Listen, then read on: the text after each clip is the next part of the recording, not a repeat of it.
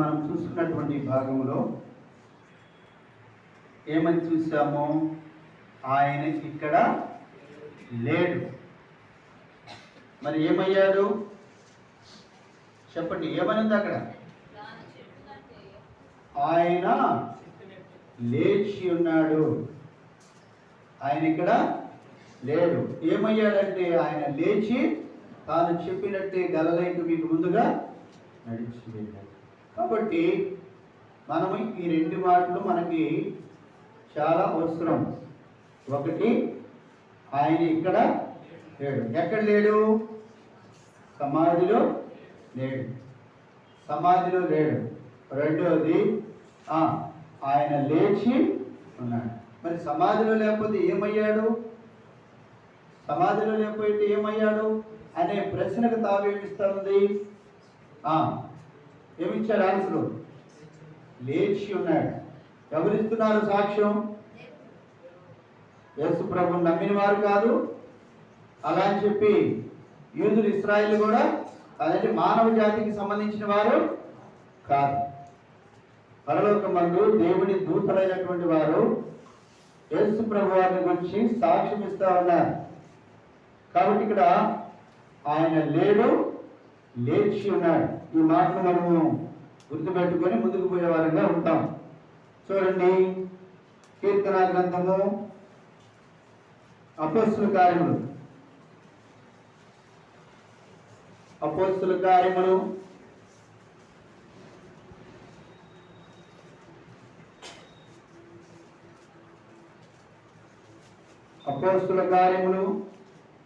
2వ అధ్యాయము 23వ వచనం. దేవుడు నిశ్చయించిన సంకల్పమును, ఆయన భవిష్యత్తు జ్ఞానమును అనుసరించి అప్పగింపబడిన ఈయనను మీరు దుష్టుడి చేత సిలువ వేయించి చంపితిరి. ఎవరి చేత? ఎవరు చంపారు ఆయన్ని? చెప్పండి, ఎవరు చంపింది? దుష్టులు, పాపులు. అయితే ఇక్కడ దేవుడు నిశ్చయించిన సంకల్పమును, ఆయన భవిష్యత్తు జ్ఞానమును అనుసరించి అప్పగింపబడిన, ఆయన అప్పగింపబడినట్లో దేవుని సంకల్పము ఉంది. ఆయన అప్పగింపబడినట్లో దేవుని సంకల్పం ఉంది.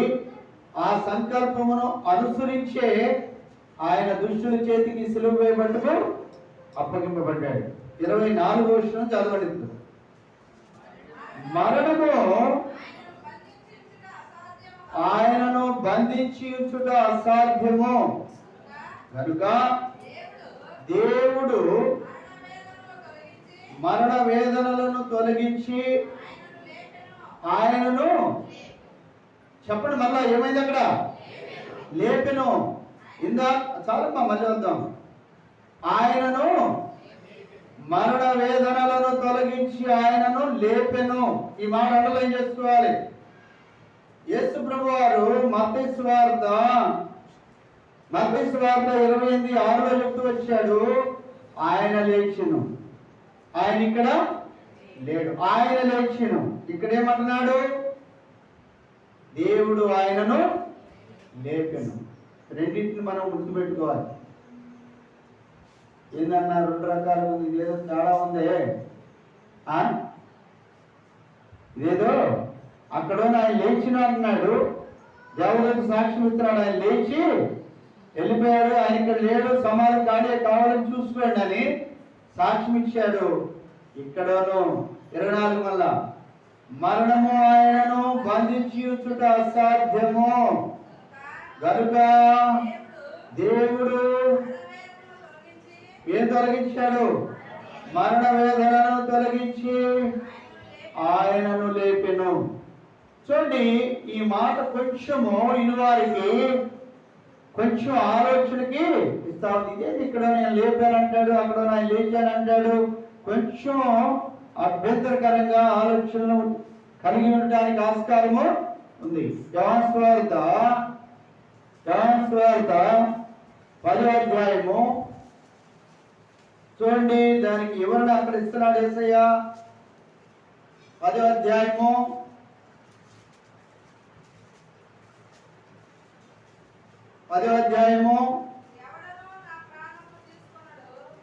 కాదు 17, 18 రెండు చదవాలి. నేను దాన్ని మరలా తీసుకొనున్నట్లు నా ప్రాణమును పెట్టుచున్నాను, ఇందువలనే నా తండ్రి నన్ను ప్రేమించుచున్నాడు. ఇక్కడ మనం జ్ఞాపకం చేసుకోవాలి, అక్కడ ఆయన లేచును.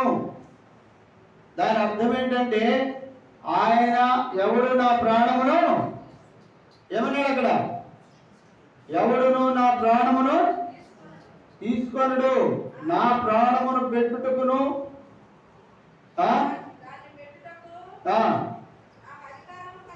దానిని పెట్టుటకును దాన్ని మళ్ళా తిరిగి తీసుకొనుటకు నాకు అధికారము కలదు.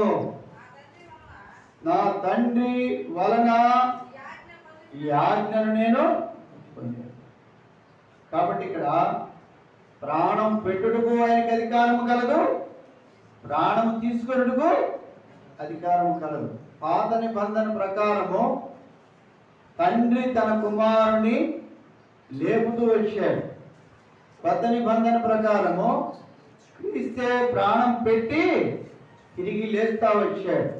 తండ్రిగా లేపుతూ వచ్చాడు, కుమారుడుగా లేస్తూ నా తండ్రి ఏ విధంగా అయితే సమస్తంలో చేస్తూ వచ్చాడో తానంతడు తానే నేను కూడా ఆ విధంగానే చేయుటకు నాకు అధికారం కలదు అంటూ వచ్చాడు. చూడండి ఎందుకు ఈ మాటలు ఆయన మనం చూస్తా వచ్చి అపోస్తలుల కార్యము 2:24 మరణము ఆయనను బంధించి ఉంచుగా చూసారా, ఇలా మనం పాడుకున్నాం, మరణము మృంగబడే ఘన విజయము ప్రాప్తమాయి. మరణం ఆయన మింగింది, మొదట మరణాన్ని మింగాడు, మరణాన్ని ఓడించాడు. నన్ను నువ్వు ఓడించిపోయింది, ప్రపంచాల్లో ఉన్నటువంటి మానవాన్ని పరలోక పొందినటువంటి దేవదూతల సైతం నేను మింగుతున్నాను. ఇదేదన్నా దేవదూతలు కూడా మిగుతాడా అంటే రాయబడింది కదా అవిధేయులై తిరుగుబాటు చేసినటువంటి దేవదూతలకు ఏమి ఏర్పడింది? మరణం ఏర్పడిందా లేదా? మరి మరణం మింగినట్ట కాదా? చెప్పండి. కాబట్టి మరణము అందరికీ సమానమే. కాబట్టి యెషయా గ్రంథము 25:7 25:7 ఒక మాట మనం చూస్తాం. చదమ్మా.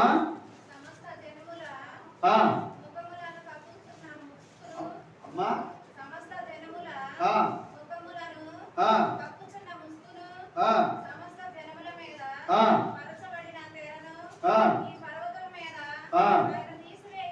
ఆయన తీసివేయాలైనా పర్వతం మీద అందరి మీద కప్పుతున్నటువంటి ముసుగు ఏ ముసుగు? అది మరణం అనే ముసుగు తీసివేయాలి కాబట్టి ఆయన ఏం చేశాడు? 8వ వచనం చదవండి. ఇప్పుడు మరి ఎన్నడూ ఉండకుండా మరణమును ఆయన మృంగివేయును. ఇంకెన్నడూ ఉండకుండా మరణమును ఆయన మృంగివేయును. ప్రభువైన యెహోవా ప్రతి వారి ముఖము మీద భాష బిందువులను తుడిచివేయును. చదవండి. భూమి మీద నుండి తన జనముల నిందను తీసివేయును. ఇలాగు జరుగునని యెహోవా సెలవిస్తున్నాడు. ఆ దినమున జనులెలాగునందురు, ఇదిగో మనలను రక్షించునని మనం కనిపెట్టుకొని ఉన్న మన దేవుడు, మనము కనిపెట్టుకొనిన యెహోవా ఈయనే, అనగా ప్రభువైన యేసుక్రీస్తు వారే. ఆయన రక్షణను బట్టి సంతోషించి ఉత్సాహించుడి, ఆరాధించుడి. ఆయన రక్షణను బట్టి ఉత్సాహించుడి, సంతోషించుడి. ఎలా? మరణమును ఆయన మృంగివేశాడు, అవమానములన్నిటినీ తీసివేశాడు, మీదనున్నటువంటి ముసుగంతటిని తీసివేశాడు. అందును బట్టి మనము దేవుణ్ణి ఇదిగో మనలను రక్షించునని మనము కనిపెట్టుకొని ఉన్న మన దేవుడు, మనము కనిపెట్టుకొనిన యెహోవా ఈయనే. ఎవరి కోసమైతే కనిపెట్టుకొని ఉన్నారు ఇశ్రాయేలు, ఆయనే ప్రభువైన యేసుక్రీస్తుగా ఈ లోకానికి వచ్చాడు. జనుల అవమానమును, జనుల నిందను, జనుల దుఃఖమును, ప్రతి కన్నిటి భాష బిందువునైన తుడిచివేస్తా వచ్చాడు.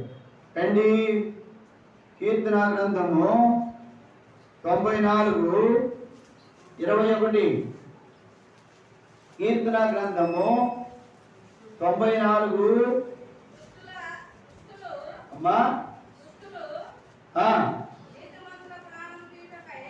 మృతులు, అమ్మా దుష్టులా మృతులా చెప్పాలి? దుష్టులా? దుష్టులేనా? నేను అన్నిసార్లు అడిగింది ఆ వివరణ గుర్తు చేయడానికి.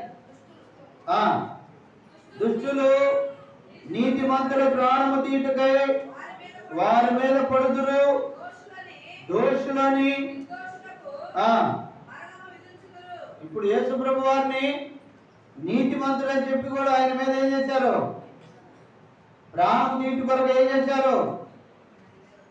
ఆయన మీద పడ్డారా లేదా?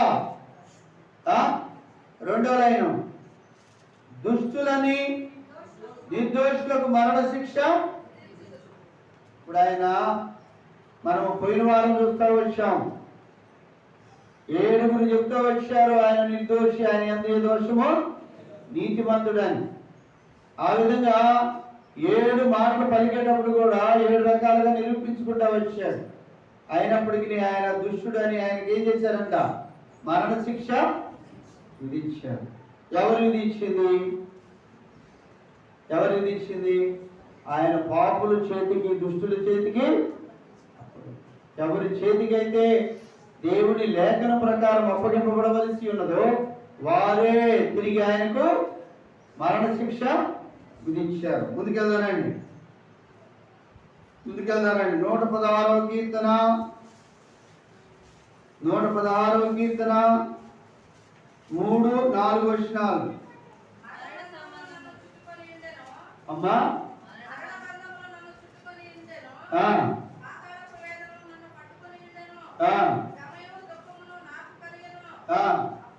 అప్పుడు యెహోవా దయచేసి నా ప్రాణమును విడిపింపమని, యెహోవా నామమును బట్టి నేను మొరపెట్టి తిని. చదవండి. యెహోవా దయాళుడు, నీతిమంతుడు, మన దేవుడు, వాత్సల్యత గలవాడు. యెహోవా సాధువులను కాపాడువాడు.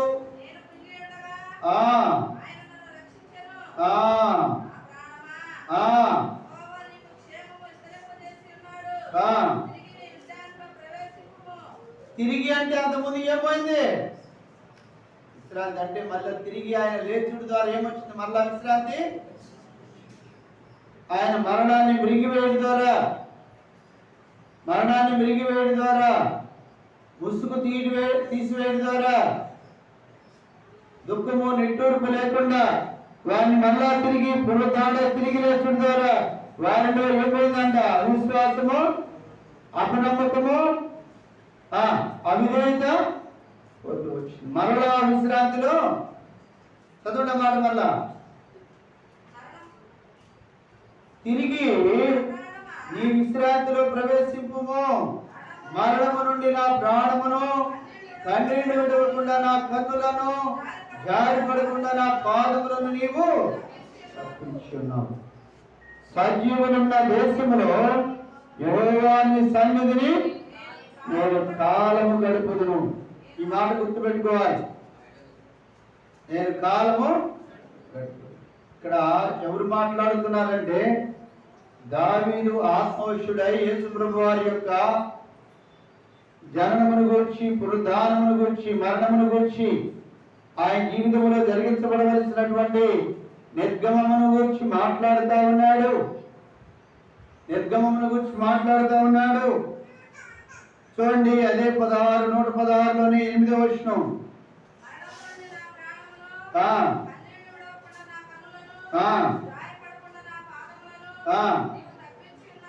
ఇప్పుడు ఇందాక మనం చదువుకున్నాం కదా, మరణ వేదనలను ఆయన తప్పించి దేవుడు ఆయనను లేపెను.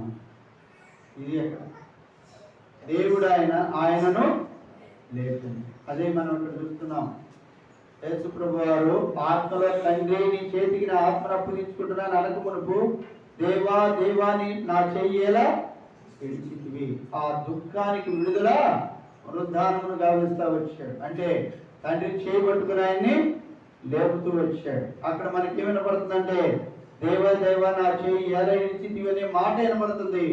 దానిలో ఉన్నటువంటి ఆంతర్యం ఏంటంటే తండ్రి తండ్రి నీ చిత్తమును చేతికే కదా నేనున్నాను, నన్ను బలపరచు. ఎక్కడ అవిశ్వాసము, ఎక్కడ నమ్మకం, ఎక్కడ నీకు దుఃఖం కలిగించే వెనకంజి వేయకనే ముందుకు సాగిపోటుకు సాయించేయమని ప్రార్థన దానిలో చాలా విలువైనదిగా ఉంది. ఇక్కడ మరొక మాట చూసుకుందాం. సామెతల గ్రంథము 10వ అధ్యాయము. సామెతల గ్రంథము 10వ అధ్యాయము 1వ వచనం చదవండి అమ్మా. జ్ఞానము గల కుమారుడు. ఇప్పుడు అక్కడ యేసు ప్రభు వారు ఏం చేస్తున్నాడు? అక్కడ తండ్రి నీ చిత్తమే సిద్ధించునుగాక. ఏం చేస్తా ఉన్నాడంటే తండ్రిని సంతోషపరిచేవాడు ఉన్నాడు. తండ్రిని సంతోషపరుస్తా ఉన్నాడు. కన్నీళ్లు విడుస్తా ఉన్నాడు. జారి పడకుండా నా పాదములను తొట్టిల్లకుండా నన్ను కాపాడమని చెయ్యి విడిచావు. సరే, బాగానే ఉందయ్యా, అయితే నీ సహాయం మాత్రం నా నుండి. అందుకే యేసు ప్రభువారు అన్నాడు, తండ్రి నాకు ఎప్పుడునూ దూరముగా, నన్ను అనాథుడిగా ఎప్పుడు విడిచిపెట్టనే. కాబట్టి ఇక్కడ జ్ఞాపకం చేసుకుంటాం. చూడండి 2వ వచనం చదవండి. 2వ లైన్ చదువుదాం. నీతి మరణము నుండి. ఇప్పుడు ఇక్కడ మనం 2వ మాట చూస్తాం. అక్కడను తండ్రి లేపినట్టు చూస్తున్నాం. ఇప్పుడు నీతి మరణము నుండి రక్షించును. ఇక్కడ మనం ఆ మాటను జాగ్రత్త గమనించుకుంటే, నీతి మరణము నుండి రక్షించును అనే మాటను మనము జాగ్రత్త గమనించుకుంటే, ఆయన అనేక పర్యాయములు నీతిమంతుడుగా తీర్పు నందుతూ వచ్చాడు. సిలువలోకి వెళ్ళిన తర్వాత ఎక్కడ కానీ దోషి అనిపించు, ఆయన దోషి అని ఎక్కడ తీర్పు అలా నీతిమంతుడు నిర్దోషి అనే తీర్పు పొందవచ్చు. అందును బట్టి ఆయన మరణం నుండి ఏమవుతూ వచ్చాడ చెప్పండి? రక్షింపబడుతూ వచ్చాడంటే యోహాను సువార్త 10వ అధ్యాయం 18లో నా ప్రాణము నా యందు పెట్టగలను, తిరిగి తీసుకునగలదు. ఎలా చెప్పగలుగుతూ వచ్చాడు? నీతిని బట్టి. నీతిమంతుడు విశ్వాస మూలముగా బ్రతుకును.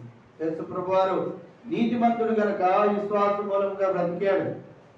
ఆయన నీతిమంతుడు గనక మరణము నుండి రక్షింపబడుతూ వచ్చాడు. యెషయా గ్రంథము యోహాను సువార్త 10:18 మళ్ళీ చదవండి. ఇప్పుడు 10:18 ఇప్పుడు చదవండి. ఎవడును ఇప్పుడు ఇక్కడ ఏమన్నాడు? ఎవడు నా ప్రాణమును తీసుకోడు. మరి ఎలాగా? నా అంతట నేనే దానిని పెట్టుచున్నాను. కాబట్టి ఇక్కడ యేసు ప్రభువారు తానంతట తానే పెట్టాడు. ఎవరు బలవంతం చేయాల. బాప్తిస్మం ఇచ్చేటప్పుడు కూడా మనల్ని అడుగుతారు, పెళ్లి చేసేటప్పుడు కూడా అడుగుతారు, అమ్మా నీకు ఇష్టమైన బలంతం ఏమైనా ఉన్నదా, ఎవరైనా ప్రేరేపించారా అని అడిగినప్పుడు నాకు ఇష్టమే అని చెబితేనే బాప్తిసం, ఇష్టమే అని చెబితేనే పెళ్లి. అలాగనే యేసు ప్రభు వారు కూడా తానంతడు తానే ఇష్టపూర్వకంగా ప్రాణాన్ని పెడతా వచ్చాడు. తనకు తెలుసు ఆ భయంకరమైనటువంటి ఆ ఉగ్రత కలిగిన పాత్ర ఎంత భయంకరమైందో, దైవ ఉగ్రత ఎంత భయంకరమైందో ఆయనకి తెలుసు. తెలిసి కూడా పెడుతూ వచ్చాడు. ఎందుకోసం అంటే అందరు ముసుగు తీసివేయబడాలి కనుక ఆయన మీద ముసుగు తెలుసుకున్నాడు. అన్ని చూస్తా కూడా చూడనట్టుగా ఉన్నాడు, అన్ని ఎరిగి కూడా ఎరగనట్టుగా, మాట్లాడటానికి అధికారం ఉండి కూడా నోరు మూసుకొని మౌనంగా ఉన్నాడు. కాబట్టి ఇక్కడ మనము జాగ్రత్త గమనించే వారంగా ఉండాలి. ఆయన ఏమన్నాడు, ప్రాణం పెట్టుడుకు నాకు అధికారం కలదు, ప్రాణం వల్ల తిరిగి నేను తీసుకుంటూ కూడా అది నా అంతటి నేనే పెట్టుతున్నాను. ఎందుకు పెట్టావయ్యా, ఏమన్నా లాభం ఉంటేనే కదా అంటే లాభమే. ఎకరంలో ఒక బస్తా నేను దేవుడికి ఇచ్చాను, నాకు 30 బస్తాలు మిగిలి. అటువంటి నేను ఒక్కడిని అప్పగింపబడితే ఎంతో మంది తండ్రికి వారందరి కోసం నేను ఒక్కడిని. వారి మేము ముసుగు తీసుకువెళ్ళాలి. వారు మరలా తిరిగి విశ్రాంతిలో ఎక్కడ పోగొట్టుకున్నారు విశ్రాంతిని? ఏదైనా తోటలో పోగొట్టుకున్న ఆ విశ్రాంతిలో మరలా ప్రవేశించేవారు ఉండాలి. మరలా ప్రవేశించాలంటే ఆ కార్యము ఆధారానే సిద్ధపించబడాలి. మరో మాట చూడండి అపోస్తుల కార్యములు 2వ అధ్యాయము 32వ వచనం. అపోస్తుల కార్యములు అమ్మా ఎక్కడి నుండి 31వ వచనం. ఏందో సగం చదివి మింగేస్తారు అందరూ ఒకేసారి కట్ అన్నట్టు. క్రీస్తు పాతాళములో విడువబడలేదనియు ఆయన శరీరము కుళ్ళిపోలేదనియు దావీదు ముందుగా తెలుసుకొని. చూడండి, దావీదు కాలానికి ఈ కాలానికి ఎంతో పునరుద్ధానముల గురించి ఆయన మాట్లాడుతున్నాడు. దావీదు ముందుగా తెలుసుకొని ఆయన పునరుద్ధానముల గురించి చెప్పాను. ఇప్పుడు యేసు ప్రభు వారిని ఎక్కడి నుంచి లేపాడు తండ్రి? పాతాళములో నుండి అక్కడికే వెళ్ళాడు దేవుడు. అందుకే దావీదు అంటున్నాడు, దేవా నేను నీకు దూరమయ్యి లేకపోతే నీకు కనిపించకుండా ఎక్కడ దాగినో, ఆకాశం అందు చూసినా, భూమి అందు చూసినా, పాతాళంలోనికి వెళ్ళినా, సముద్రపు అగాధం అన్నాడండి. అక్కడ నీ చేయి నన్ను విడగొట్టున్నది. ఎక్కడికి వెళ్ళినా యేసయ్యని తండ్రి చేయి విడిచిపెట్టు. అందుకే అన్నాడు. ఇప్పుడు చదవండి 32. ఈ యేసును దేవుడు లేపెను. ఎప్పుడు చెప్తున్నారు ఈ మాట? వాళ్ళకి యేసు ప్రభు వారు లేచిన దానికి సాక్షులు అని చెప్పిన దానికి ఎంత గ్యాప్ ఉంటుంది? 200-300 సంవత్సరాలు ఉంటుందా? చెప్పండి. పాతి పెట్టిన 3వ రోజే తిరిగి లేచాడు. అంటే వాళ్ళ కళ్ళ ముందు ఆ సమాధి చేయబడినటువంటి దృశ్యములు కనిపించుతూ ఉండగానే ఆయన మళ్ళా తిరిగి లేచాడు. వాళ్ళు సాక్షులు అంటున్నారంటే ఇది సత్యమా కాదా? విన్నది కానే కనులారా చూచినది. ఏదో 1000 సంవత్సరాలు, 2000 సంవత్సరాలు, లేదా 100 సంవత్సరాలు, 50 సంవత్సరాలు గడిచిపోతే ఏమోలేరా వాళ్ళు చెప్పారు అప్పుడు అన్నట్టు. కానీ ఇప్పుడు ఎట్లా కాదు, స్వతహాగా చూసిన వారే చెప్తున్నారు. దేవుడు ఆయనను లేపెను. చూడండి, రోమిలికి రాసిన పత్రిక 6వ అధ్యాయం 4వ వచనం. దానికి మేము సాక్షులము కాబట్టి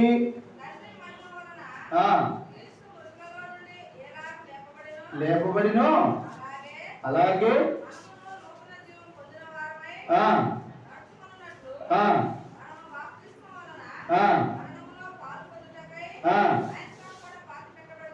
ఇప్పుడు ఆయన ఎందుకు మరణించాల్సి వచ్చింది? ఆయన మరణములో మనం పాలు పొందుటకు ఆయన ఎందుకు పాతి పెట్టబడవలసి వచ్చింది? ఆయనతో పాటు పాతి పెట్టబట్టుకు. మరి ఆయనతో పాటు మనకేం జరుగుతా ఉంది? చూడండి, అక్కడే ఎక్కడుందన్నమాట? 6వ అధ్యాయము 5వ వచనం. మరియు ఆయన మరణము యొక్క సాదృశ్యమందు ఆయనతో ఐక్యము కలిగిన వారమైన ఎడల ఆయన పునరుద్ధానము యొక్క సాదృశ్యమందును ఆయనతో కూడా ఐక్యము గలవారమై. ఇప్పుడు ఆయన పునరుద్ధానములో కూడా పాలు. మరలా తిరిగి ఆ విశ్రాంతిలో ప్రవేశించాలంటే పునరుద్ధానంలో పాలు కావాలి. పునరుద్ధానంలో పాలు కావాలంటే ఆయన మరణం నుండి లేవాలి. ఆయన లేస్తేనే జనానికి అనగా మానవాళికి మరలా విశ్రాంతి. లేకపోతే విశ్రాంతి లేనే ఏముంది? మరి నిత్యము యాతన. ఏం చెప్తున్నాడు ధనవంతుడు? పాతాళంలో వేతన పడతా వేతనకరమైనటువంటి స్థలములోనికి యేసుప్రభు వారు వెళ్ళి మన ఆత్మలను ఏం చేశాడు ఆయన? చెప్పండి, ఏం చేశాడు? ఆయనతో కూడా లేపుతూ ఆయనతో పాలు. ఇప్పుడు ఆయనతో కూడా కలిసి ఆయన విశ్రాంతిలో ప్రవేశించి ఆయన ఆరాధించే గుంపులోనికి మనల్ని ఇంకా లేదు కదా, సంతోషము ఉత్సాహం ఇచ్చాడు మనకి. ఆయన పునరుద్ధానం తిరిగి లేకపోతే సర్వ మానవాళికి విశ్రాంతి లేనే, సర్వ మానవాళికి రక్షణ లేనే, సర్వ మానవాళికి సంతోషం లేనే, సర్వ మానవాళికి ఉత్సాహం లేనే లేదు. ఇవన్నీ కలగడానికి తండ్రి యొక్క నిత్య సంకల్పం. మొదట మనం చదువుకున్నాం, అపొస్తలుల కార్యములు 2:23 చదువుకున్నాం. దేవుని యొక్క నిత్య సంకల్పం అది. దేవుని యొక్క నిత్య సంకల్పము ఆయన కుమారుని ద్వారా లోకము రక్షింపబడాలి. ఆయన కుమారుని ద్వారా లోకానికి విశ్రాంతి. ఆయన కుమారుని ద్వారా లోకానికి ఉన్న ముసుగు తొలగిపోవాలి. ప్రపంచంలో ఇవాళ అందుకే యేసు ప్రభువుని అందరూ నమ్ముకునేది. ముసుగు తొలగిపోవాలి. వారి కన్నీటి భాష బిందులో తొడబడాలి. వారి దుఃఖము నిట్టూర్పు ఎగిరిపోవాలి. వారి వేదన బాధలు తొలగిపోవాలి. అందుకే ఆయన సిలువలో వేదన పొందుతూ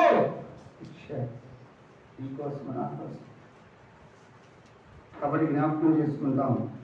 చూడండి, రోమీయులకు రాసిన పత్రిక 8వ అధ్యాయము 3-4 కలిసి ఉంటాయి. శరీరమును అనుసరింపక ఆత్మను అనుసరించి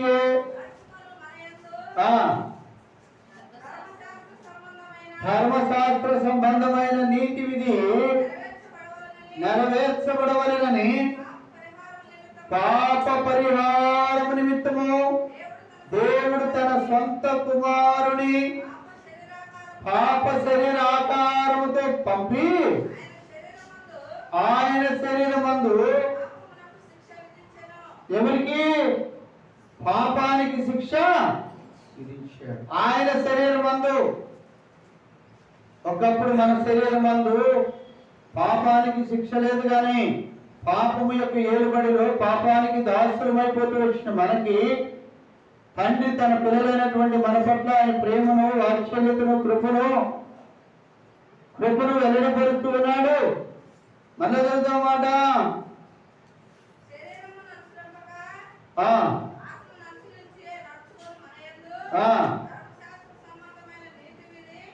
పాప పరిహారము నిమిత్తము దేవుడు తన సొంత కుమారుని ఏ ఆకారంతో పంపించాడు? మరి అంతకుముందు ఆకారమా చెప్తుంది, పాప శరీరుడు అంటున్నాడా? ఆయన పాప శరీర ఆకారం చూడటానికి ఆయన మనుషుడిగా కనబడిను. ఆ మాట చూడండి, ఫిలిప్పీయులకు రాసిన పత్రిక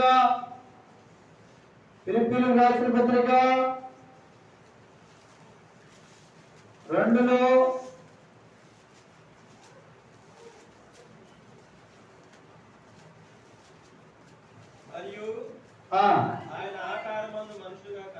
ఎలా కనపడ్డాడంట? మరియు ఆయన ఆకారమందు మనుషుడిగా కనబడి మరణము పొందినంతగా, అనగా శిలువ మరణము పొందినంతగా విధేయత చూపిన వాడై తను తాను తగ్గించుకునేను. ఎక్కడి నుండి తగ్గించుకున్నాడు? ఆరోషణం. ఆయన దేవుని స్వరూపము కలిగి ఉండి దేవునితో సమానముగా ఉండుట. దేవుని స్వరూపము కలిగిన వాడు దేవునితో సమానముగా ఉండడానికి ఏమైనా అంట? సమానముగా ఉన్నవాడు, అధికారములు కానీ. అందుకే తండ్రి ఏ విధంగా అయితే అధికారం కలిగి ఉన్నాడు, కుమారుడు కూడా అలాంటి వాడు ఏమైందంట? మనిషిని ఆకారముగా పుట్టి దాసుని స్వరూపాన్ని ధరించుకున్నాడు. అనగా శిలువ మరణము పొందినంతగా తను తాను తగ్గించుకొని ఏం చూపించాడు? విధేయత. ఎందుకు? అందరి ముఖం మీద ముసుకుంది, అందరి ముఖం మీద ముసుకుంది. ఏం చూడకపోయారంట? నిజమైన వెలుగుని దేవుని చూడలేని స్థితిలో ఉన్నారు. వారందరూ తిరిగి ఏం కలిగి ఉండాలని? విధేయతలోనికి రావాలి. ముసుగు తొలగింపబడాలి. సంతోష ఉత్సాహములతో మరలా తిరిగి ఆ విశ్రాంతిలో ప్రవేశించాలి. అంత మాత్రమే కాదు, దేవునికి విధేయులై ఉండాలి. అపరాధములను విడిచి, అవిధేయతను విడిచి, తిరుగుబాటును విడిచి దేవునికి లోబడుట ఎట్లు అనేది నేర్చుకొని ఆ ప్రకారము దేవుడిచ్చి సంతోషములో, దేవుడిచ్చు ఆనందములో, దేవుడిచ్చు స్వాస్థ్యములో, దేవుడిచ్చు వారసత్వములో అందరూ ప్రవేశించాలని యేసు ప్రభు వారు ఏమవుతూ వచ్చాడు? పాప శరీర ఆకారమును. ఎవరి కోసం చెప్పలేమి? నా కోసం, మనందరి కోసం. మళ్ళా చదువుకున్న మాట, రోమిలకు రాసిన పత్రికలో మరి చదువుకున్న మాట, పాప శరీర ఆకారము నిమిత్తము దేవుడు తన సొంత కుమారుని ఏం చేశాడంట?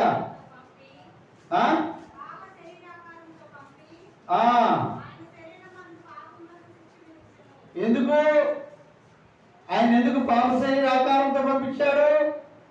పాపానికి శిక్ష వేయాలి. భూమి మీదకి ఎందరో వచ్చారు, పాపానికి శిక్ష విధించలేకపోతే వచ్చారు. అనగా పాపం మీద జయము పొందలేక వద్దు వచ్చారు. రాయబడతా వచ్చింది రోమిలకు రాసిన పత్రిక 3:24లో, ఏ భేదము లేదు, అందరూ పాపము చేసి దేవుడు గురించి మహిమను ఏదో బలహీనతలో ఉండిపోతా వచ్చారు. కానీ దేవుడు గాని వస్తే దేవుడు చేయించితే గొప్పతనం ఏమి? అనగా పోయింది మానవుడు కనుక మానవుడు మట్టి నుండి తీయబడినటువంటి శరీరము, వాని నాసికరంధ్రంలో జీవవాయువు అనగా జీవాత్మ నశించిపోకుండా ఉండుట కొరకై ఆయన కూడా మనిషిని పోలికగా పుట్టి దాసుని స్వరూపమును ధరించుకొని మన రూపంలోనికి ఆయన వచ్చాడు. ఆయన రూపమును మనకిచ్చుట కొరకై ఆయన మన రూపమును ధరిస్తూ వచ్చాడు. మనం పొందవలసిన శిక్షను, మనం ఉండవలసిన స్థానమును ఆయన ఎలా చేసి నా అంతటి నేనే ప్రాణము ఇష్టపూర్వకంగా సిలువకి వెళ్తా వచ్చాడు. ఎవరి కోసమయ్యంటే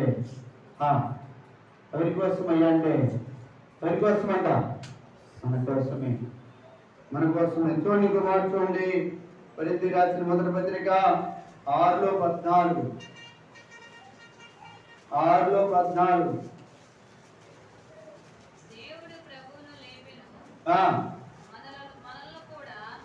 దేవుడు ప్రభు అనగా యేసు ప్రభు వారిని లేపెను, మనల్ని కూడా తన శక్తి అనగా దేవుని శక్తి వల్ల లేపెను. ఇక్కడ జ్ఞాపకం చేసుకోవాలి, యేసు ప్రభు వారు మాత్రమే లేస్తే దేవుడికి ఉపయోగమేమి లేదు. అంటే నేను మాత్రమే తింటే ఉపయోగమేమి, నేను మాత్రమే తింటే సంతోషమేమి లేదు. భార్య, బిడ్డలు, కుటుంబం అంతా బాగుంటేనే సంతోషం, అవును కాదన్నా? అటువలే దేవుని యొక్క సంకల్పం కూడా అదే. యేసు ప్రభు వారిని లేపిన ఆ దేవుడే తన శక్తి చేత మనల్ని కూడా లేపెను. చూడండి రోమా 8:11, రోమా 8:11, 10 కూడా, క్రీస్తు మీలోనున్న ఎడల మీ శరీరము పాప విషయములో మృత్యుమై, పాప విషయంలో ఏమవుతుంది? మృత్యుమై. కానీ ఆత్మ నీతి విషయమై జీవము కలిగి ఉన్నది. మృతులలో నుండి యేసు లేపిన వానిని ఆత్మ మీలో నివసించిన ఎడల మృతులలో నుండి క్రీస్తు యేసును లేపిన వాడు సావునకు లోనైన మీ శరీరమును కూడా మీలో నివసించుతున్న తన ఆత్మ ద్వారా జీవింప. చూడ, ఇక్కడ భౌతిక సంబంధమైనటువంటి శరీరము మరణం, తిరిగి ఆత్మ సంబంధమైనటువంటి శరీరము, ఆత్మ సంబంధమైన శరీరమును మరలా ఇస్తారు కొరకై. అందుకే యేసు ప్రభు వారు చనిపోయి తిరిగి లేచిన తర్వాత వారందరూ గదిలో కూర్చొని భయపడుతూ దుఃఖపడుతూ ఉన్నప్పుడు ఏం చేస్తూ వచ్చాడు? తలుపులు వేసుకొని ఉన్నారు. అంతే లోపలికి వచ్చేమన్నాడు, మీకు శుభము సమాధానము కలుగునుగాక. ఎలా వచ్చాడు? మహిమ శరీరమును ధరించుకొని, ఆత్మ శరీరమును ధరించుకొని. అటువలే నీవు నేను మనము కూడా ఆత్మ శరీరమును ధరించుకున్నట్టు కొరకై ఆయన మరలా తిరిగి లేస్తా వచ్చాడు. ఆత్మ శరీరమును ధరించుకున్నట్టు కొరకై ఆయన మరలా తిరిగి లేస్తా వచ్చాడు. సమయం ఉన్నప్పుడు చదువుకోండి. కొరింథీ రాసిన మొదటి పత్రిక 15వ అధ్యాయం అంతా చదివితే అమరత్వమును ధరించుకోవలసిన వారం ఉన్నాం. మర్త్యమును వదిలిపెట్టి, మర్త్యమును విడిచిపెట్టి అమరత్వమును ధరించుకుని దేవుడు అమరుడై ఉన్నాడు. నీవు నేను మనము కూడా ఆత్మదేహమును ధరించిన వారమై, దేవుని వలె దేవుని పోలిన వారమై, దేవుని స్వరూపమును కలిగి, దేవుని బిడలముగా, దేవుని కుమారులముగా ఆయన స్వరూపం, ఆయన పోలిక కలిగి ఆయన సన్నిధిలో నిత్యము ఆయన్ని స్తుతించి ఆరాధించవలసిన వారంగా, సాగిలపడి నమస్కరించే వారంగా, నిత్యము ఆయన్ని కీర్తించే వారంగా ఉండాలని దేవుని యొక్క నిత్య సంకల్పం. అది క్రీస్తు నందు నెరవేర్చుకున్నట్టు కొరకై యేసు ప్రభువారిని ఆయన లేపుతూ వచ్చాడు. ఆయన స్వరూపము, ఆయన వలె ఆయన పోలి మనం ఉండాలని. చూడండి, మరో మాట చూడండి. మరో మాట కొరింథీ రాసిన 2వ పత్రిక 4:14.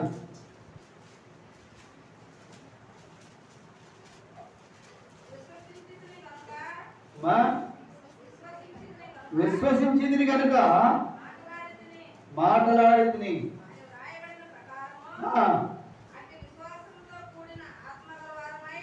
అట్టి విశ్వాసముతో కూడిన ఆత్మ గలవారమై. ఏం కలిగి ఉండాలంట? ఆత్మ గలవారమై ప్రభు అయిన యేసును లేపినవాడు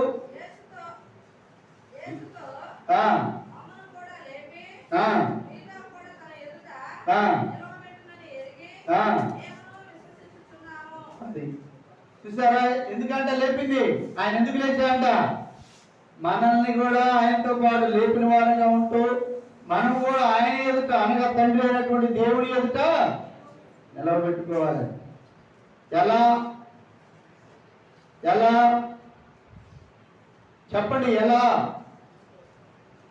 నీతిమంతుడు రక్షింపబడును, నీతిమంతుడు విశ్వాస మూలముగా బ్రతుకును. కాబట్టి నీవు నేను కూడా ఆయన ఎదుట నీతిమంతులముగా నిలబడాలి. నీతిమంతులముగా నిలబడాలని ఆయన ఎదుట మన దగ్గర మాట విశ్వసించింది కనుక మాట్లాడుతుని అని వ్రాయబడిన ప్రకారము ఎట్టి విశ్వాసము విశ్వాసమనే చదువుని ఆత్మ గలవారమై ప్రభుని యేసును లేపినవాడు యేసుతో మిమ్మల్ని కూడా లేపి మీతో కూడా తన ఎదుట నిలబెట్టవని ఎరిగి. చూడు, ఆయనతో కూడా నిలబెట్టబడే అనుభవం ఆత్మదేహముతో ఆత్మ సంబంధముగా ఆత్మలుగా అమరత్వము కలిగి, అమరుడికి మరణము లేని దేవతలకు మరణం లేదు, దేవుడికి మరణము లేదు. నీవు నేను కూడా అట్టి అమరులమై దేవుని ఎదుట నీతిమంతులముగా నిర్దోషులముగా నిష్కల్మషులముగా పరిశుద్ధులముగా పవిత్రులముగా పాపంలో చేరక ప్రత్యేకముగా ఉన్నవారముగా ఆయన కుమారుని యొక్క శిలువ రక్తములో ప్రతి పాపమును కడుక్కొని, అనగా మన వస్త్రములను ఉతుక్కొని శుద్ధి చేసుకొని తెల్లని వస్త్రములు కలిగిన వారమై దేవుని నిత్యము సంతోష పెట్టుతూ ఉత్సాహాన్ని చేస్తూ ఉండేవారుగా ఉండాలని దేవుని యొక్క నిత్య సంకల్పం. అదే మనం చూస్తా వచ్చాం అపోస్తలుల కార్యములు 2:23లో. దేవుడి యొక్క నిత్య సంకల్పం ఏంటంటే మానవులందరూ పరలోకం రావాలి, మానవులందరూ పరలోకం రావాలి. జాతి ఫలానా ఫలానా అని భేదమే, విశ్వసించిన వారందరూ. ఇక్కడ భేదం వల్ల ఉంటే విశ్వాసి చెప్పండి, విశ్వాసి అవిశ్వాసి, విశ్వాసి అవిశ్వాసి. విశ్వాస సంబంధమైనటువంటి ఆత్మ సంబంధమైన దాని గురించి మాట్లాడుతున్నాడు, కానీ భౌతిక సంబంధమైన గురించి దేవుడు మాట్లాడలా కాదా లేవు. ఎఫ్ఎస్సి 1:20. ఇంకా ఏంటంట,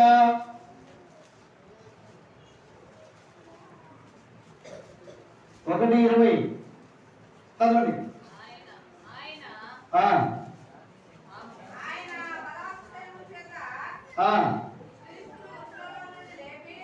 ఆయన అనగా తండ్రి అయినటువంటి దేవుడు ఆ బలాతిశయమ చేత క్రీస్తును మృతులలో నుండి లేపి సమస్తమైన ఆధిపత్యము కంటేను అధికారము కంటేను శక్తి కంటేను ప్రభుత్వము కంటేను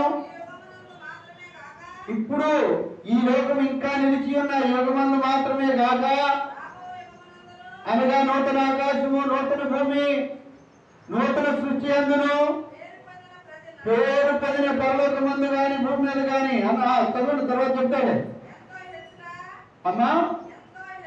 పేరు పొందిన ప్రతి నామము కంటే ఎంతో హెచ్చుగా పరలోకమందు ఆయనను తన కుడిపార్శ్వమున కూర్చోబెట్టుకొని అన్నాడు. ఇది మనం జ్ఞాపకం చేసుకోవాలి. సమస్తమును ఆయన పాదపీఠముగా అప్పగించాడు. ఎట్లా అప్పగించాడు? ఇది ఎలా సాధ్యమంటే ఆయన పునరుద్ధారణ తిరిగి లేచడం వలన. లేచడానికి గల కారణం ఏంటంటే ఆయనలో ఏ దోషమో, ఆయనలో ఏ అపరాధమో, ఆయన నిర్దోషి, ఏ కల్మషము లేదు కనుక ఆయన లేవగలిగాడు. ఇది చూడండి, ఆయన లేవగలిగాడు అంటే లేచే విషయంలో లేదా మరణించే విషయంలో ఆయన లేదు, స్వార్థము లేదు, నిస్వార్థంగా పెట్టాడు ప్రాణం, ఇష్టపూర్వకంగా పెట్టాడు ప్రాణం. యేసు ప్రభువు చెప్తూ వచ్చాడు, నా నిమిత్తమై మీరు ఎవరైనాను తన ప్రాణమును అర్పించిన ఎడలా లేదా అప్పగించుకునే ఎడలా లేదా పెట్టిన ఎడలా పరలోకమందు తాను తన ప్రాణమును దక్కించుకొనును. ఒకవేళ ఎవడైనా ఇక్కడ దాన్ని పోగొట్టుకుంటే అక్కడ దక్కించుకుంటాడు, ఇక్కడ దాన్ని కాపాడుకుంటే అక్కడ పోగొట్టుకుంటాడు. యేసు ప్రభువారు కూడా తన ప్రాణాన్ని తండ్రి నిమిత్తం పోగొట్టుకున్నాడు కనుకనే దాన్ని పరలోకమందు దక్కించుకున్నాడు. సమస్త శక్తుల కంటే కూడా అధికారం తండ్రి చేత అప్పగింపబడుతూ వచ్చాడు. మరలా మాట్లాడండి, ఆయన తన బలాతిశయము చేత క్రీస్తును మృతులలో నుండి లేపి, ఎక్కడి నుండి లేపాడంట? మృతుల లోకములో నుండి. ఈ మాట ఎవరు చెబుతున్నారు? యాకోబు చెబుతున్నాడు. ప్రాణంతోనే మృతుల లోకమునకు నేను వెళ్ళుదునా, పాతాళమునకు పోదునా. అక్కడ నుండి లేపాడు యేసు ప్రభువాన్ని. ఎందుకయ్యా? నీవు లేవటానికి అర్హుడవు, నువ్వు లేవటానికి అర్హుడవు. భూమి పుట్టినది మొదలుకొని తండ్రి చిత్తము నెరవేర్చిన వారు, భూమి పుట్టినది మొదలుకొని తండ్రికి సంతోషమే, భూమి పుట్టినది మొదలుకొని తండ్రికి ఆనందమే, భూమి పుట్టినది మొదలుకొని తండ్రి చిత్తమే నెరవేర్చబడదాం. ఎవరి ద్వారా నెరవేర్చబడింది? యేసయ్య ద్వారా. ఆ 3 మార్లు చూద్దామండి. యెషయా గ్రంథము 53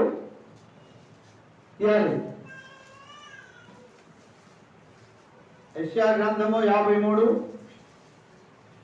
ఇన్ని అధికారాలు యేసయ్యకి ఎందుకు ఇచ్చాడు? ఆయన యేసు ప్రభువును మాత్రమే ఎంత గొప్పగా ఎందుకు చేశాడు?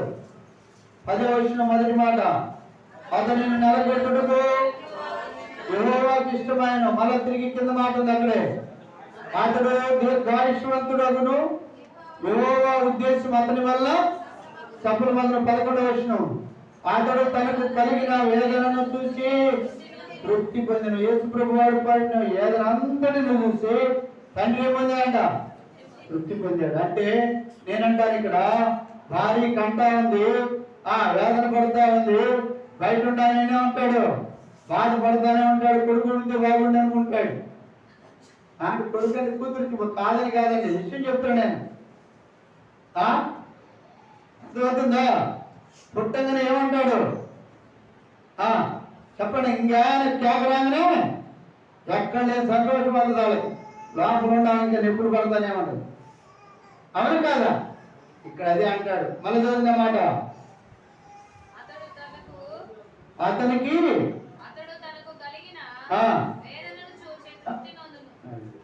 తృప్తి పొందుతూ వచ్చాడు. వేదన అంతా చూసి అమ్మయ్యా, ఈడు కూడా మధ్యలో ఎక్కడో కాడి పడేసి పోతాడని భయపడ్డాను నేను. చెప్పండి, ఈడు కూడా ఎక్కడొస్తాడు కాడి పడేసి వెళ్ళిపోతాడు అనుకున్నాను. అయితే అంతవరకు నమ్మకంగా ఉన్నాడు, అంతవరకు నమ్మకంగా ఉన్నాడు. నాకు తృప్తిగా ఉంది. యేసయ్య పొందిన వేదన చూసి తండ్రికి తృప్తి. ఈ తృప్తి ఏం కలిగజేస్తా ఉందండి? సంతోషాన్ని కలిగజేస్తా ఉంది. తండ్రిని సంతోష పెట్టిన కుమారుడు. ఎక్కడ చూసామన్నమాట? సామెతల గ్రంథము 10వ అధ్యాయం 1వ వచనంలో యేసు ప్రభు వారు తండ్రిని సంతోష పెడతా వచ్చాడు.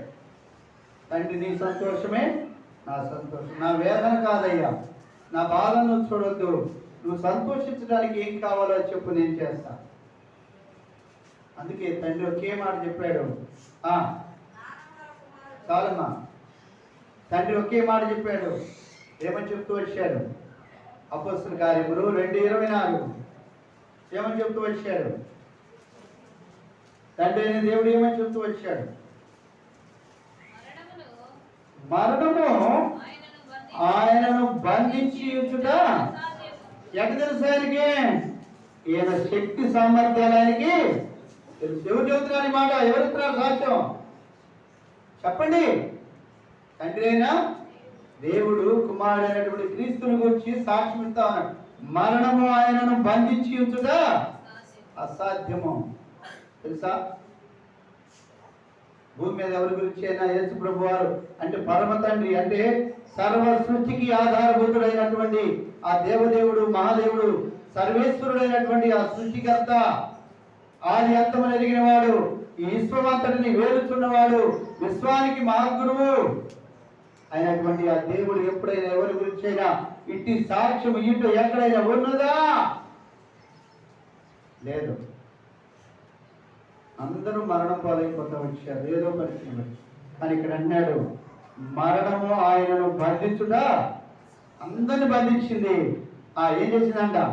కొరింథీ రాసిన పత్రికలో చదివాం కదా, ఏం చేసింది? ముళ్ళు గుచ్చుతూ వచ్చి అందరిని ముళ్ళు గుచ్చుతూ వచ్చింది, బంధించి. కానీ ఈయన కూడా బంధించింది. కానీ ఏం చేసింది? ఈయన కూడా బంధించినప్పుడు ఏం చేయలేకపోయింది? మరణము ఆయన బంధించి ఉంచుట అసాధ్యము. ఎమ్మని ఏం చేశాడు ఆయన? ఏం చేశాడు? యెషయా 25:8 చదివాం కదా, మరణమును ఆయన నువ్వు నన్ను బంధించడం కాదు, నేను మింగి వస్తా నిన్ను నువ్వు నన్ను బంధించడము కాదు, లోకమంతటిని నువ్వు బంధించావు. లోకమంతటిని నువ్వు బంధించావు. నిన్ను నేను రింగేస్తా అంటున్నాడు. ఓ మరణమా, ఓ మరణమా, నీ ముళ్ళెక్కడా? ఓ మరణమా, నీ విజయం ఎక్కడా? మరణపు ముళ్ళు విర్రవబడెను, విజయము సంప్రాప్తమాయను. లోకానికి విజయం వచ్చి మరణం యొక్క ప్రభుత్వం కొట్టివేయబడతా వచ్చింది. మరణం యొక్క ప్రభుత్వం కొట్టివేయబడతా వచ్చింది. అపవాది యొక్క ప్రభుత్వం కొట్టివేయబడతా వచ్చింది.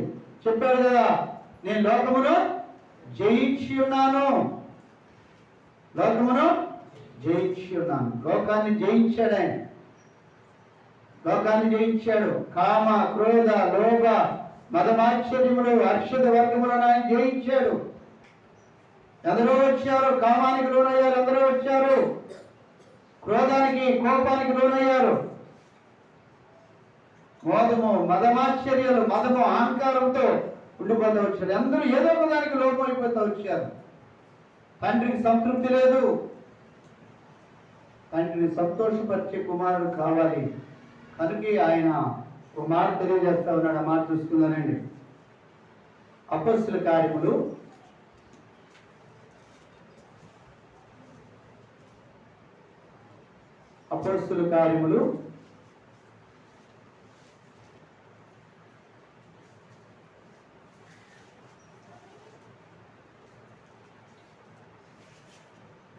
2వ అధ్యాయము 36వ వచనం చదవండి. మీరు సిలువ వేసిన ఈ యేసునే, అమ్మా ఎవరు? దేవుడు ప్రభువుగాను క్రీస్తుగాను నియమించును అనగా కట్టెను. నిర్మించడం అంటే కట్టడము అని అర్థం. సృజించడం అంటే లేని దానిలో చేయటం అని అర్థం. సృజించలా, నిర్మించాడు. అంటే ఆయనలో నుండి ప్రేమ, ఆయనలో నుండి వాత్సల్యం, ఆయనలో నుండి సత్యము, ఆయనలో నుండి సాత్వికము, ఆయనలో నుండి మంచితనము, ఆయనలో నుండి శాంతిని, ఆయనలో నుండి సమాధానము అన్నిటిని తీసుకొచ్చి ఏం చేశాడు? నిర్మిస్తా వచ్చాడు. అంటే ఇటుక, ఇనుము, సిమెంటు ఆయా రకాల ఆయా ప్రాంతాల నుంచి తీసుకొచ్చి ఏ విధంగా అయితే ఇంటిని, భవనాన్ని నిర్మిస్తామో అటువంటి యేసయ్యని తండ్రి అయినటువంటి దేవుడు నిర్మించాడు. ఎలా నిర్మించావా అంటే ప్రభువుగాను క్రీస్తుగాను నియమించును. అందుకే దావీదు అంటున్నాడు, దేవా దేవా నాకు ఒక శరీరమును అమర్చితివి. శరీరమును అమర్చితివి అంటే ఆ దేహానికి, లేకపోతే ఆకు ఏం లేదంట. యేసయ్యకి రూపము లేదు, రూపము లేదు. ఆయన ఆకారమందు మనుషుడిగా కనబడ్డాడే కానీ ఆ కనబడక మునుపు ఎలా ఉన్నాయండి? ఆయన రూపము లేని వాడు. ఆత్మకు రూపం ఉందా అండి? లేదు. అలాంటి వాడి గురించి దావీదు ఆత్మవశుడే అన్నాడు, దేవా నాకు ఒక శరీరమును అమర్చితివి. ఆ శరీరమును దాల్చి భూమి మీదకి యేసయ్య వచ్చాడు. ఇది మనం గుర్తుపెట్టుకోవాలి. ఎందుకు వచ్చావయ్యా అంటే చివరిగా ఒక మాట చూడండి. కొలస్సీయులకు రాసిన పత్రిక 2:12 మాట చూసుకొని ఆరాధనలోకి వెళ్తాం. అమ్మా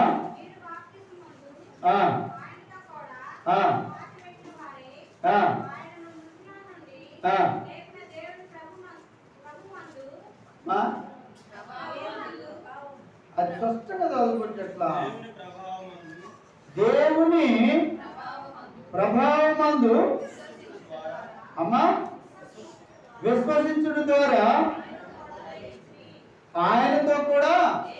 ఇప్పుడు ఆరాధించే మనము లేచిన అనుభవం ఉండాలా? లేవని అనుభవం ఉండాలా? మృతుల అనుభవం ఉండాలా? సమాధి అనుభవం ఉండాలా? అపరాధ అనుభవం ఉండాలా? నిరపరాధ అనుభవం ఉండాలా? నీతిమంతుల అనుభవం ఉండాలా? అనీతిమంతుల అనుభవం ఉండాలా? రక్షింపబడిన అనుభవం ఉండాలా? ఇంకా రక్షింపబడిన అనుభవం ఉండాలా? విశ్రాంతిలో, ఆ విశ్రాంతిలో ప్రవేశించిన అనుభవం ఉండాలా? లేకపోతే ఇంకా ముసుగు వేయబడిన అనుభవం ఉండాలా? చెప్పండి. ముసుగు తీయబడిన ముఖాముఖిగా తండ్రిని చూసి ఆరాధించే భాగ్యము. లేచి తిరి ఆయనతో కూడా లేచి ఎక్కడున్నావు చెప్పేసి ఒక్క మాట చూపిస్తాను, టైం అయిపోతుంది. లేచి ఎక్కడున్నావు?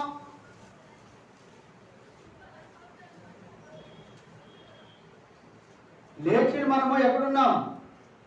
7వ వచనం 2:7 చెప్పేసి క్రీస్తు యేసునందు మనలను ఆయనతో కూడా లేపి, ఆయనతో కూడా యేసుతో పాటు లేపి, ఎవరు లేపారు? తండ్రి అయిన దేవుడు ఆయనతో కూడా లేపి పరలోకమందు ఆయనతో కూడా కనుక ప్రభు యేసుక్రీస్తుతో కూడా లేపి, యేసుక్రీస్తు వారితో కూడా పరలోకమందు కూర్చుండబెట్టెను. ఈ అనుభవంలో ఆయనతో కూడా కూర్చున్న అనుభవంలో గుడ్ ఫ్రైడేలు, ఈస్టర్లు, ఇంకా ఈ పండగ ఆచారాలతో కూడింది కాదు, ఇది అనుభవాలతో కూడి నేర్చుకున్నట్టు కొరకై యేసయ్య సిలువలో మనకి ఎన్నో నేర్పిస్తా వచ్చాడు. లేపబడిన అనుభవం, ఆయనతో కూడా పరలోకమందు కూర్చున్న అనుభవం, మహామహుని కుడిపాదమున మనం చదువుకున్నాం కదా, చెప్పేసి 1:24 చదువుకున్నాం కదా. ఆయన కుడిపాదమందు ఆయనను కూర్చుండబెట్టుకొని ఉన్నాడు. ఇప్పుడు మనము కూడా ఆయనతో పాటు కూర్చోవడం, మనం కూడా ఆయన కుడిపాదమున కూర్చున్నట్టు కదా. ఈ అనుభవంలో ఆత్మవశులమై ఆరాధించే ఆరాధన కావాలి. అందుకే అన్నాడు ఆత్మతో ఆరాధించాలి. లేచి నిలబడతాం. ఆ సమయం ముందు సండే స్కూల్ పిల్లలు సండే స్కూల్కి వెళ్తారు.